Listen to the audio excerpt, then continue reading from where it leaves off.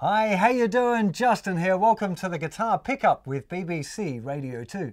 In this lesson, we're going to be checking out some more chords and some really cool strumming patterns to make your songs sound awesome. So the two new chords that we're checking out today are the chord of G and C. Now both these chords are a little bit more tricky than the other ones. They require a little bit more finger dexterity. They're not particularly difficult like everything else on the guitar. They always seem a little hard when you first try them, but after a couple of weeks of practice on them, you'll be knocking these chords out just as easy as you did all of the others that we've learnt so far.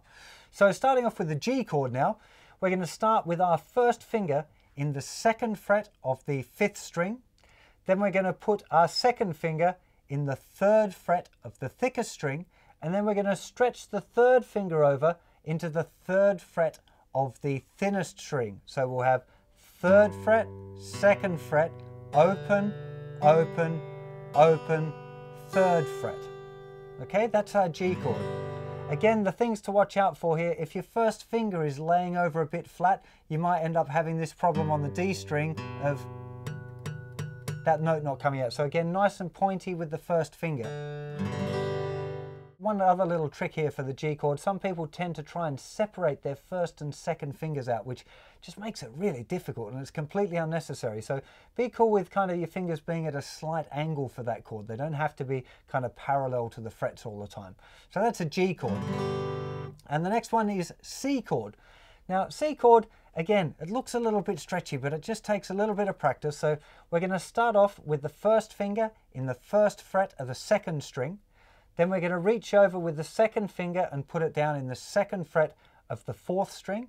And then the 3rd finger's got to stretch up to the 3rd fret of the 5th string. Okay, a lot of people find this stretchy, but one of the big problems again is people having their fingers a bit too straight. So if you're trying to keep your fingers parallel to the frets like that, it is actually a really difficult stretch. But if you let those fingers just kind of slightly angle, you're kind of looking down your fingers. That's the kind of the right angle. The other problem that people have with this one is getting the thinnest string to ring out. So again, with that first finger, that really needs to be right on the tip there, because if it's laying over too flat, you'll get that kind of muted sound on the thinnest string. So we're not playing the thickest string for this chord. You want to be doing strum, pick out the notes one at a time, mute, and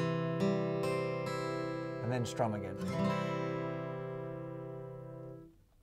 Now, just like with all of the other chords, the big key here is the 1-minute changes. So G to C should definitely be at the top of your list for the 1-minute changes you're doing, because it's an all fingers change. There's no anchors, there's no common ground. It is just a tricky chord change. Everybody who learns these two chords struggles changing between them, but G and C are two chords that go together really, really well. You'll find them in lots of different songs. So you really want to spend a bit of time just changing between those chords as fast as you can. Definitely, again, incorporating all of the other chords. G to D chord is a very common chord change as well. You definitely want to be working on that. It's another all fingers change. G to A minor, that's a really good one. C to A minor, also a very, very common chord change. But check this one out, you only have to move the 3rd finger. The other 2 fingers can stay exactly the same between A minor and C. So when you're looking at your chord changes, have a look at exactly what fingers are going where, so you can see exactly what fingers need to be moved. And remember, for your 1-minute changes, you should be working on the chord changes you find the hardest. Once we get into some of these stretchier chord shapes, a lot of people feel like their fingers aren't flexible enough to handle those chords. So I want to show you a really groovy little exercise that can really help open up your fingers a little bit and get them a little bit more flexible.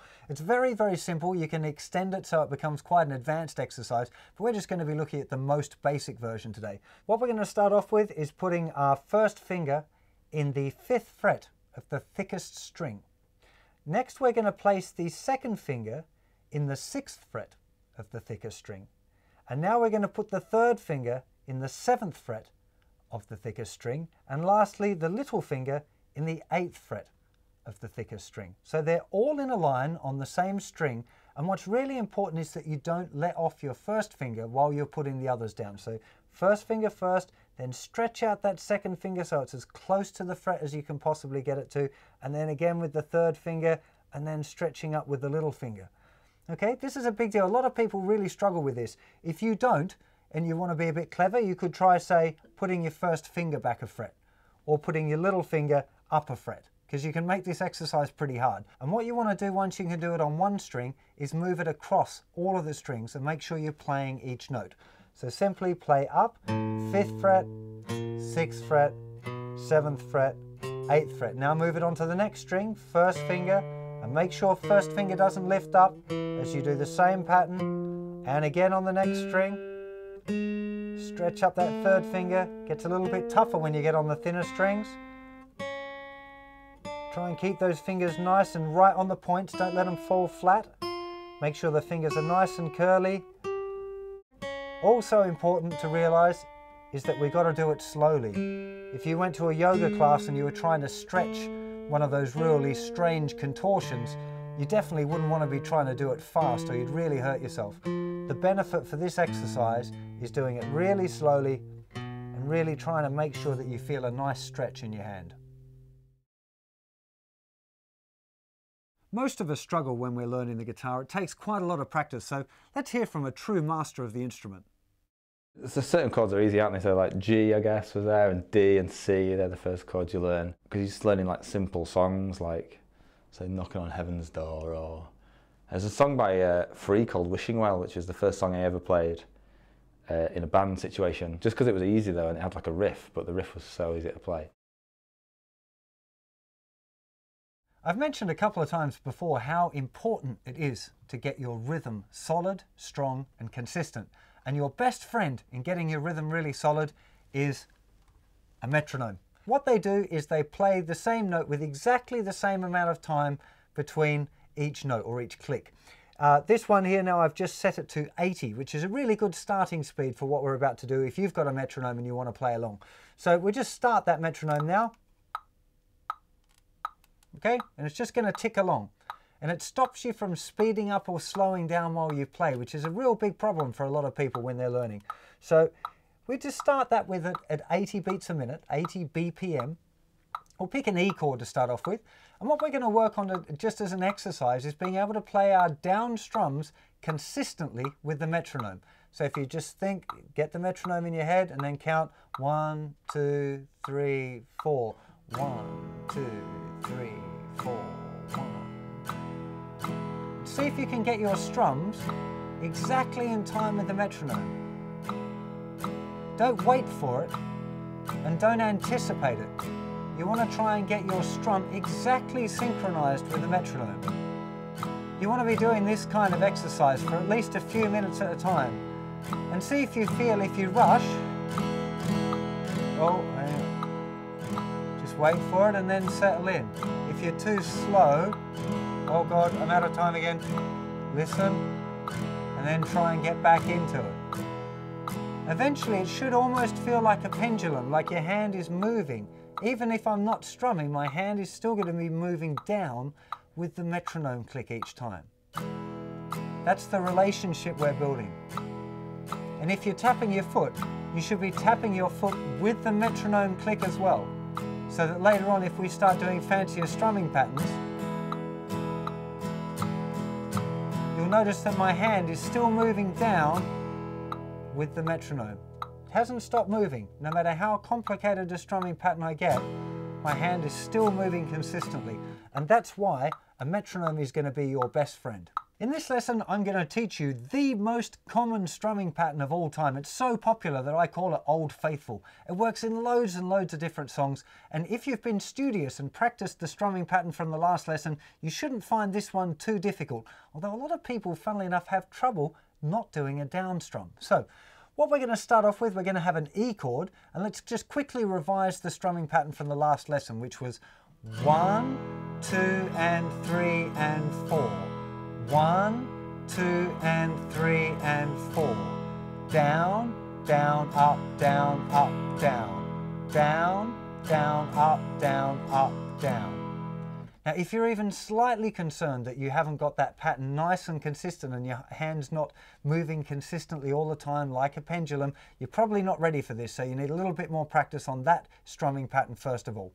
Now, what we're doing this time, it sounds really simple, but actually it's not quite as simple when you come to try and do it. And that's we're going to miss the down strum that would happen on beat 3. Okay, so the pattern will now be 1, 2, and miss, and 4. 1, 2, and miss, up, 4. Here we go. Down, down, up, miss, up, down. Down, down, up, miss, up, down. Now what a lot of people struggle with is the missing of the down strum. But if you remember that you've got to keep that hand moving consistently, that is the key. For all of the strumming patterns you ever learn, this hand is going to move the same all the time. Watch some videos of your favorite guitar players. When they're strumming a song, the hand won't stop. And if I just speed it up for a second, just so you get the idea, if I'm doing more complicated strumming pattern, maybe a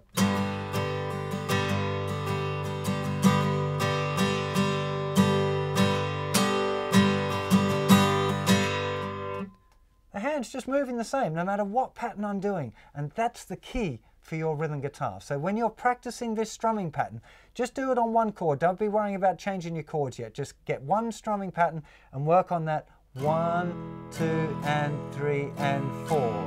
Down, down, up, up, down. Because that pattern is going to stand you in great stead for loads and loads of different songs.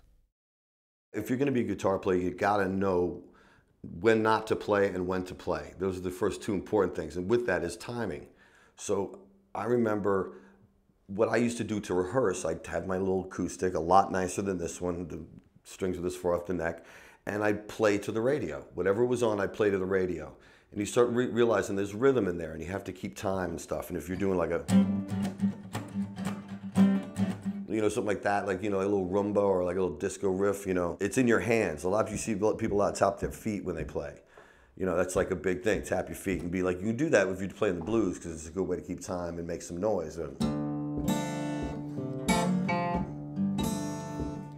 But for me, I always thought the timing was in the hands, in this hand in particular, if this is the way you play guitar, and it was always there.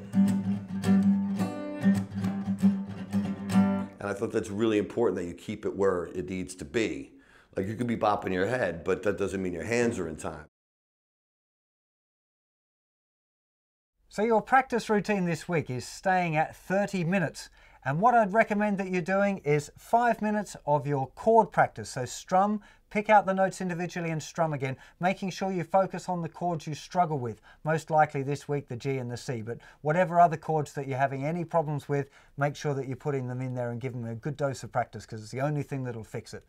Then you want to be doing 5 minutes worth of your 1 minute changes. So 5 different chord changes that you're struggling with and working on them as fast as you can. Then we want to be doing 5 minutes of the finger stretch exercise. Okay, trying to get those fingers nice and limber, making sure the first finger stays down and that you're feeling a bit of a stretch. Then you want to be spending 5 minutes working on that strumming pattern. Again, 5 minutes is quite a long time, but really getting that strumming automatic and making sure your hand doesn't stop moving, that's a really big deal. If you find that you can already do the strumming pattern consistently, then you want to try putting it with the metronome, because doing the strumming pattern consistently with the metronome is definitely where it's at. And the last thing on your practice routine for this week is 10 minutes working on your songs. Now, it's probably going to be the new song that we're doing this week, but it could be working on your previous songs as well. The big deal that you're working on here is trying to minimize the time stops between the chord changes. So trying to keep that rhythm consistent so the song really starts to sound like a song and other people could sing along with it. So lots to do this week. I hope you have a lot of fun with it. I'll see you for more lessons very soon. You take care of yourselves. Bye-bye.